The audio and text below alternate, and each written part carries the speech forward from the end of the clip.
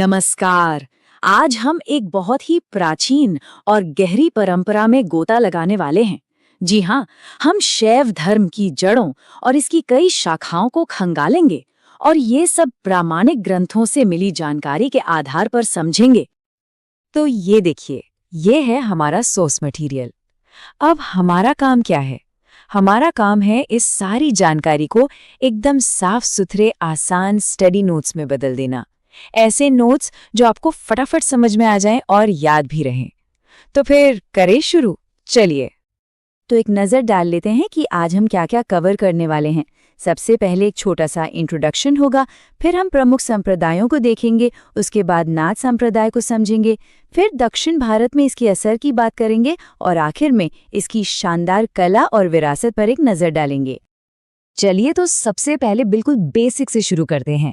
आखिर ये शैव धर्म है क्या? इसकी जड़ें कितनी पुरानी हैं और कहाँ तक फैली हुई है? आइए जानते हैं। देखिए, परिभाषा तो बिल्कुल सीधी सादी है। शैव धर्म मतलब भगवान शिव की पूजा पर केंद्रित धर्म और इसके मानने वालों को कहते हैं शैव। लेकिन बात सिर्फ इतनी ही नहीं है, ये दुनिया की सबसे पुरानी और लगातार चली आ रही परंपराओं में से एक है। अब जरा इसकी प्राचीनता का अंदाजा लगाइए। हमें हड़प्पा संस्कृति की खुदाई में लिंग पूजा के सबूत मिलते हैं। फिर ऋग्वेद में शिव को रुद्र के नाम से जाना गया है। अथर्ववेद में तो उन्हें भव, शर्व, पशुपति, भूपति कई नाम दिए गए हैं। और अगर हम लिंग पूजा के पहले साफ जिक्र की बात करें तो वो मत्स्य पुराण में मिलता है। महाभारत तक में इसका वर्णन है। मतलब इसकी जड़ें हमारे इतिहास में बहुत बहुत गहरी हैं। हाँ, तो एक बात समझनी जरूरी है। शैव धर्म कोई एक ही तरह की पूजा पद्धति नहीं है। समय के साथ ना इसमें कई अलग अलग विचार, कई शाखाएं जिन्हें हम संप्रदाय कहते हैं, वो विकसित हुईं। तो चलिए जरा इनको समझते हैं। और हमें कहाँ से पता चलता है इन शाखाओं के बारे में? देखिए, वामन पुराण में बताया गया है कि शैव धर्म के मुख्य रूप से 4 बड़े संप्रदाय थे। ये नंबर 4 याद रखना जरूरी है क्योंकि इससे हमें पूरा स्ट्रक्चर समझने में आसानी होगी। तो ये है वो 4 मेन सेक्ट्स या संप्रदाय। पहला पाशुपत जो सबसे पुराना है, दूसरा कापालिक जो भैरव को अपना इष्ट देव मानते हैं, तीसरा है कालामुख जो अपनी बहुत ही कठिन साधना के लिए जाने जाते थे, और चौथा लिंगायत जो दक्षिण भारत में बहुत ज्यादा प्रभावशाली हुआ। हर एक की अपनी अलग पहचान है। अब जरा पाशुपत संप्रदाय पर थोड़ा और ध्यान देते हैं। इसे शैव धर्म का सबसे प्राचीन संप्रदाय माना जाता है और इसके संस्थापक कौन थे? लकुलिश, जिन्हें पता है क्या माना जाता है? भगवान शिव का 18वां अवतार।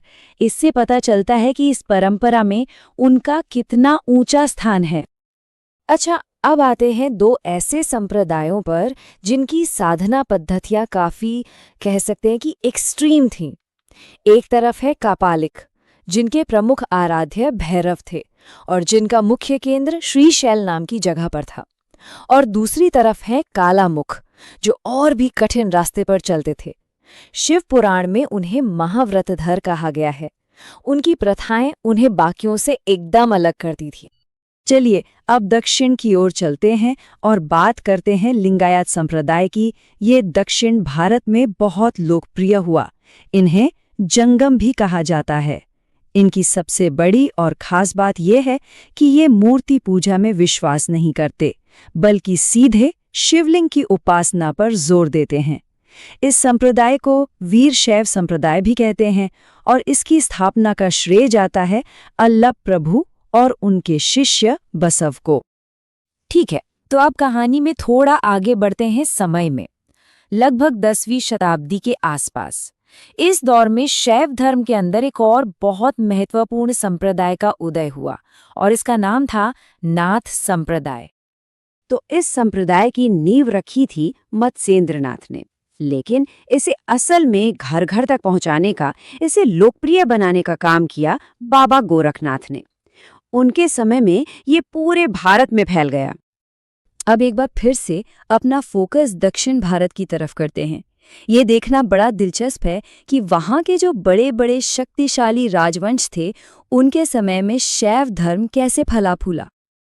आप देखिए, पल्लव हों, राष्ट्रकूट हों, चोल या फिर चालुक्य, लगभग सभी बड़े राजवंशों के समय शैव धर्म बहुत लोकप्रिय था।